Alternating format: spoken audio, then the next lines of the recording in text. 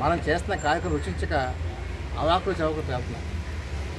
అది ఎంత అంటే మన ఆత్మగౌరవం దెబ్బతినేలాగా మాట్లాడారు. నా దగ్గర పక్కా వీడియో ఆధారాలతో నా దగ్గర ఉన్నాయి. నేను డెఫినెట్గా ఆ వ్యక్తిపైన చర్యలు తీసుకోమని చెప్పి నేను చంద్రబాబు నాయుడు కోరుతాను. ఆ విషయంపైన ఇప్పటికే గంటా శ్రీనివాసరావు ఫిర్యాదు చేశాం.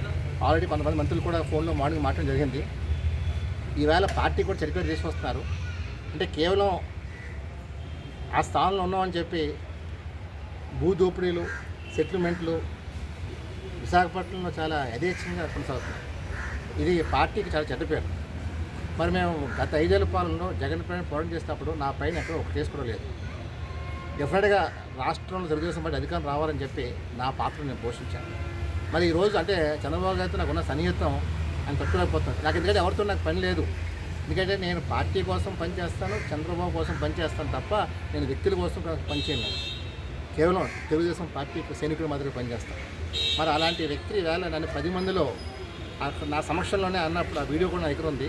నేను ఆ రోజు తిరిగి ఒక మాట ఉంటే అతను బ్రతుకు ఏమైంది. ఎందుకంటే మాట అంటాం చాలా ఈజీ, కానీ ఒక మంచి స్థానం నుండి నువ్వేంటో నాకు మాట్లాడేదని చెప్పి నేను ఉంటే వాడు బతుకు ఏమైంది అడుగుతున్నాను. కానీ నేను సహనం పాటించాను. లైన్ దాటలేదు. అతను లైన్ దాటాడు. డెఫినెట్గా అతని పైన చర్యలు తీసుకుని కోరుతాను. అతను చేసిన అక్రమాలు, దోపిడులు అన్నీ నేను చంద్రబాబు ఫైల్ సబ్మిట్ చేస్తాను. డెఫినెట్గా అలాంటి వ్యక్తిని మనం యాక్షన్ తీసుకోకపోతే ఇది పార్టీకే చెడిపోయారు. ముఖ్యంగా కార్యకర్తలు కూడా అతని మీద చాలా అసంతృప్తిగా ఉన్నారు.